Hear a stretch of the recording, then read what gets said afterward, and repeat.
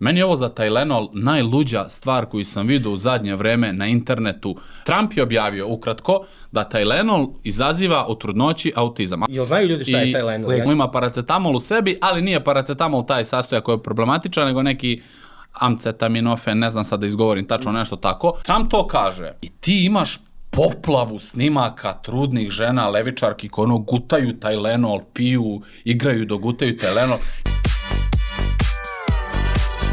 Onda prvo neko nađe da je Tylenol napisao na Twitteru, još stoji tweet, znači ljudi mogu sad da ga nađu, 2017. ne preporučujemo trudnicama da uzimaju naše proizvode, a onda neko nađe Harvard, da je profesor na Harvardu rekao da može da izazove autizam, a onda neko nađe da je još 5 objava same kompanije na Twitteru prethodnih godina koja je govorila nemojte ako ste trudni da uzimate naše proizvode.